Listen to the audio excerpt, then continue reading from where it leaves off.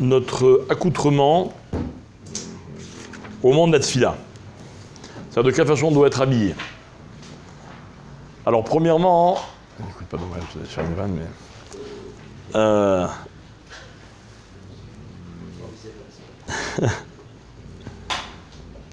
Jackie, non, parce qu'on, voilà, première question, c'est est-ce qu'on a le droit de mettre un pantalon rose pour la tfila?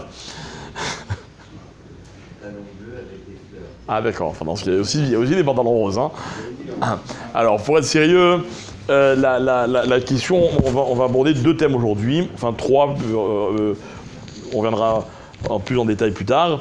Le premier, c'est la ceinture. Alors vous savez que quand on fait la tefila, la Gemara elle dit, la Mishnah elle dit qu'on doit avoir une ceinture. À l'origine, le inyan de la ceinture, c'est parce que les gens avant étaient habillés avec des espèces de tuniques, de robes, appelez ça comme vous voulez, ok. Et la Gemara dit là-bas, il ne faut pas que l'ibo roé et erva. C'est-à-dire que le cœur, littéralement, il voit le bas du corps. Alors les Khamim, ils avaient fait une takana, qu'on mettait une ceinture sur ce vêtement-là, et comme ça, on montrait bien qu'on séparait le haut du corps et le bas du cœur. Enfin, je veux dire, le bas du corps. Ok. Alors maintenant, la question, elle est que, étant donné que nos coutumes vestimentaires ont un petit peu changé, ok. Alors, la question est de savoir, est-ce que de nos jours, on est obligé de mettre une ceinture? C'est quelqu'un qui a un pantalon, d'accord? Est-ce que la ceinture du pantalon, c'est-à-dire que le tour de la ceinture avec le bouton qu'on attache, etc., est-ce que ça crée une séparation? Alors les massés, étant donné que c'est pas le même vêtement du tout, et qu'il y a une partie en haut, une partie en bas, etc., et que oui, il y a une fermeture qui remplit ce rôle de séparer le haut du bas, donc les massés, on n'est plus obligé de mettre une ceinture. Même quelqu'un qui prie en djellaba, mais qui porte un sous-vêtement, d'accord, l'élastique du sous-vêtement, il est considéré comme une ceinture au niveau de la halakha. Ça, c'est un point. Le deuxième point qui est intéressant, c'est que, en fait, l'idée de la ceinture, c'est pas que ça. L'idée de la ceinture, c'est que quand on allait quelque part avant, on mettait sa ceinture. C'est mettre sa ceinture à l'époque, c'est comme quelqu'un qui mettrait, admettons, aujourd'hui sa cravate. Vous voyez, il est à la maison, il est en détente, il dit ah je dois sortir, et hop, il a l'habitude de toujours sortir en cravate, il met sa cravate. D'accord? Qu'est-ce que la Gemara elle veut dire par là? Elle veut dire que quand on fait la tfila, ok, il est très important de faire tout le simulacre, de se préparer. D'accord? Et de se mettre dans l'esprit, donc même se conditionner physiquement pour aller faire la tefila. D'accord? Très bien. Alors, maintenant, revenons dans le contexte actuel. Aujourd'hui, vous sortez de chez vous pour aller faire la tefila, bon, ben, vous vous habillez. Vous ne faites pas la tefila n'importe comment. D'accord? Mais évidemment, la question se poserait, quelqu'un, il est chez lui, il veut faire la tefila à la maison pour X raisons, ok? Alors, comment il peut prier, comment il peut pas prier. Donc, par exemple, on va arriver à l'exemple du pyjama. Quelqu'un, il est chez lui, pyjama, pantoufle, d'accord, dehors il fait très froid, il pleut comme en avril, mais on est au mois de décembre. Okay. Non, dimanche soir. Ah, dimanche matin, carrément, tu es allé à l'extrême. D'accord, il dit ah purée, j'ai pas fait Arvit.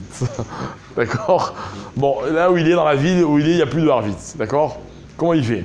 Alors, est-ce qu'on va lui dire, Habibi, rabis-toi et fais vite?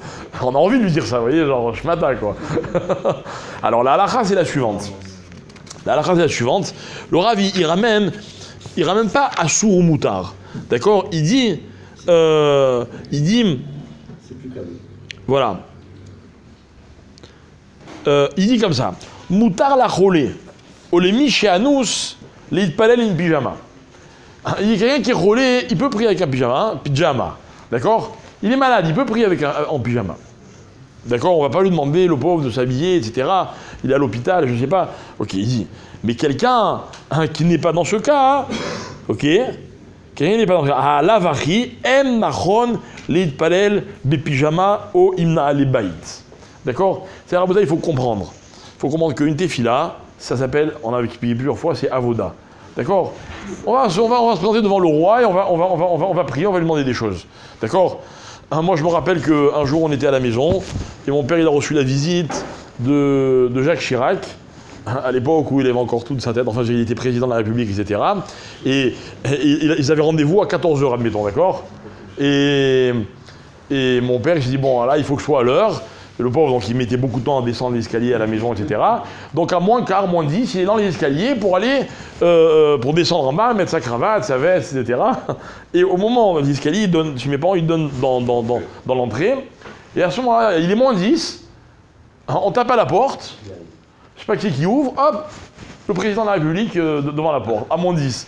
Et mon père, juste, il descend l'escalier. Alors il dit au président, il dit, voilà, je suis désolé, monsieur le président, je vous reçois en chemise, genre, vous êtes en avance, quoi. Alors Chirac, il avait été très sympathique. Chirac, non, les Anglais, ils seraient pas arrivés à moins 10. Chirac, il avait été très sympathique, il avait dit, monsieur Rama, c'est pas grave, je vais faire comme vous, je vais enlever la veste. Et du coup, les deux, ils sont en bras de chemise. C'est-à-dire que, là, ça se fait pas une chose pareille. Calva Romer, Ben Belo, Calva Romer, quand on va prier à Kadosh Baruch Hu, d'aller en pyjama, alors quelqu'un, Bémet, il est au moment de se mettre au lit, il se rappelle au moment de faire un vide et tout. Le Rav, il dit, c'est très bien qu'ils mettent une robe de chambre ou un truc pour montrer que les massés, ils prient pas comme Stam, il va regarder la télévision ou lire son journal quand il est à la maison.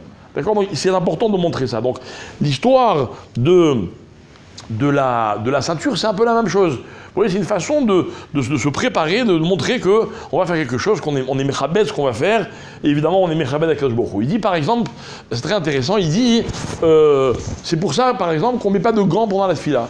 Il dit c'est assourd, c'est dans la halakha qui est ramené, de prier avec des gants. Pourquoi? Parce que ça ne se fait pas quand on va rencontrer quelqu'un, d'accord? Nous les Français on enlève les gants pour dire bonjour. D'accord, ici c'est un peu différent, mais ça veut donc bien dire que porter les gants quand on est face à quelqu'un, c'est pas très poli. D'accord? Il dit maintenant évidemment, quelqu'un, l'Oalénou, il a une plaie et il doit porter un bandage avec un gant stérile, je sais pas quoi, la question se pose même pas. D'accord? Mais a priori, donc il dit, c'est une halakha de ne pas prier avec des gants. Et il dit, imaginez, il fait très très froid, on peut permettre au Kaal de prier avec les gants, mais il d'aille que le Chaler Tzibour, il n'a pas droit. Voilà, comme ça il écrit. D'accord? Parce que Mamash, c'est pas Kavod. Et s'il fait très très chaud, on peut mettre des shorts? Aïe! Non, la question c'est quoi? Est-ce qu'on peut venir déshabiller complètement la fila? La Borchon c'est pareil, on n'est pas habillé avec un short. On n'est pas habillé. Ah ben non, on n'est pas couvert. Regardez le manteau, c'est un peu la même chose. Hein? Regardez le manteau, ça pourrait après une attitude comme ça, genre. Voilà, j'ai pas le temps, je garde mon manteau, je vais bientôt repartir de toute façon. Il a fait? Donc c'est un peu aussi. C'est un peu le même état d'esprit. Mais alors quelqu'un qui n'arrive pas à se concentrer parce qu'il fait moins 10 et il a obligé de mettre ses gants, Kamouvan, évidemment que le but c'est pas de l'enlever sa caméra à la tefila. On n'est pas dans des cas extrêmes, on est dans un cas normal. Bon, le troisième point c'est comment il faut se couvrir la tête, le chapeau, le machin, etc. Je vous laisse encore 24 heures de répit et demain matin, bien on attaquera ce Inyan.